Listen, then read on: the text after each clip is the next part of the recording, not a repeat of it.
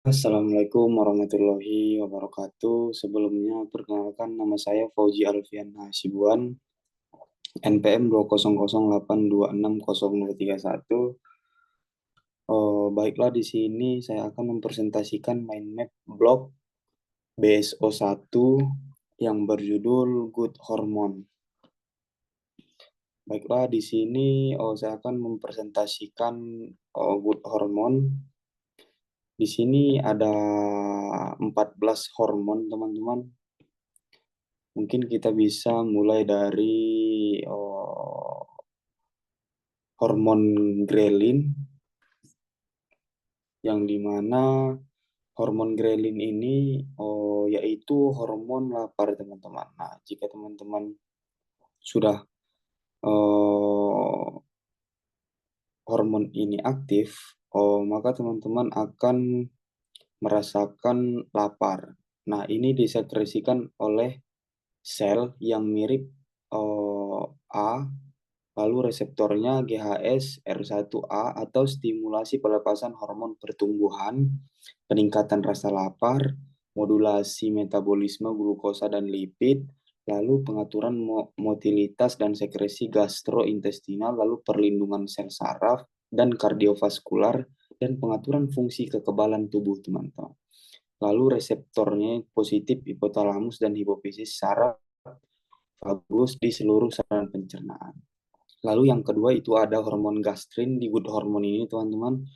Ini hormon peptida atau 34 asam amino. Ini merangsang sekresi asam lambung yang membantu motilitas lambung. Lalu ini dilepaskan oleh sel G, teman-teman, atau antrum pilorus lambung, duodenum, dan pankreas. Untuk reseptornya ini kolesistokinin B. Lalu selanjutnya ada hormon leptin, ini hormon protein, teman-teman, atau asam amino. Ini dibuat oleh sel adiposa dan enterosit di usus kecil.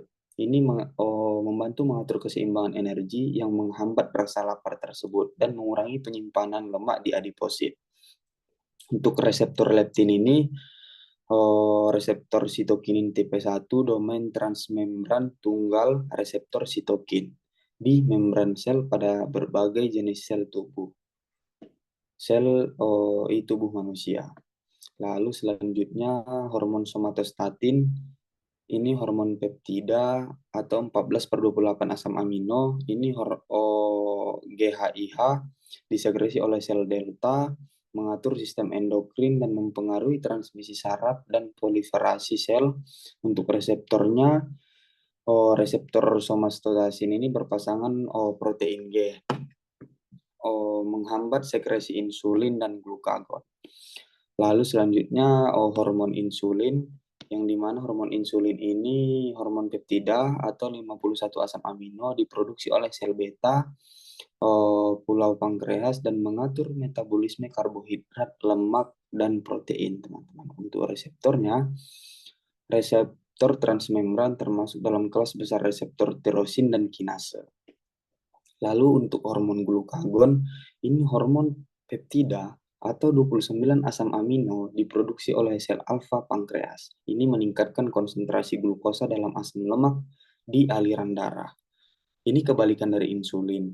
Lalu dirilis ketika jumlah glukosa dalam aliran darah terlalu rendah. Untuk reseptor glukagonnya tersebut, reseptor ini berpasangan dengan protein G. Lalu selanjutnya pankreatik polipeptida. Nah, ini 36 asam amino, strukturnya mirip dengan neuropeptida Y, disekresikan oleh sel PP atau sel gamma atau sel F dari pulau pankreas. Ini mengatur aktivitas sekresi pankreas, berdampak pada penyimpangan glikogen hati di sekresi gastrointestinal. Hormon ini meningkat setelah makan protein, puasa, olahraga, hipoglikemia akut. Dikurangi dengan somatostatin dan glukosa intravena. Untuk reseptornya itu ada reseptor Y4 atau reseptor berpasangan dengan protein G. Lalu selanjutnya kita bahas di kolesitokinin, yang dimana kolesitokinin ini disekresi oleh sel I di duodenum, bertanggung jawab untuk merangsang pencernaan lemak dan protein. ini pelepasan enzim pencernaan dan empedu dari pankreas kandung empedu, bertindak sebagai penekan rasa lapar. Reseptornya berpasangan dengan protein G. Lalu amilin, teman-teman, ini disekresikan bersama insulin dari sel beta pankreas. Insulin dan amilin ini berbanding 100/1, yang dimana berperan dalam regulasi glikemik dengan memperlambat pengosongan lambung dan meningkatkan rasa kenyang, mencegah lonjakan kadar glukosa darah pasca prandial. Lalu untuk reseptornya ini kompleks reseptor atau reseptor kalsitonin tambah protein mengubah aktivitas reseptor RAMP1 dan RAMP2 atau RAMP3. Lalu hormon sekretin yang dimana ini mengatur hemostasis air di seluruh tubuh dan mempengaruhi lingkungan duodenum yang mengatur sekresi di dalam lambung. Pankreas di hati juga, teman-teman. Lalu diproduksi di sel S duodenum. Untuk reseptornya, reseptor berpasangan protein G, lalu gastrik inhibitor peptida yang dimana ini mengatur hemostasis udara di seluruh tubuh dan mempengaruhi lingkungan duodenum, teman-teman, dengan mengatur sekresi di lambung, pankreas, dan hati. Hormon ini diproduksi di sel S duodenum dan reseptornya berpasangan dengan protein G juga. Lalu motin, yang dimana ini dikodein oleh gen MLN, disekresikan oleh sel MO endokrin atau sering kita sebut sel M di kripta usus halus, terutama di duodenum dan jejunum. Meningkat komponen kompleks mioelektrik dan berimigrasi dari motilase gastrointestinal, merangsang produksi pepsin, lalu meningkatkan gerak peristaltik di usus kecil, teman-teman. Ini membersihkan usus untuk menyiapkan makanan berikutnya. Untuk reseptornya, ini reseptornya berpasangan dengan protein G juga. Lalu peptida tyrosin, yang dimana ini dikodekan oleh gen PYY dan setelah makan ini dikeluarkan dari sel ileum dan usus besar. Reseptor NPY atau reseptor berpasangan dengan protein G menghambat motilitas lambung dan meningkatkan penyerapan air dan elektrolit di usus besar, teman-teman. Bisa juga menekan sekresi pankreas, mengurangi nafsu makan, memperlambat pengosongan lambung, lalu meningkatkan efisiensi pencernaan dan penyerapan nutrisi setelah makan.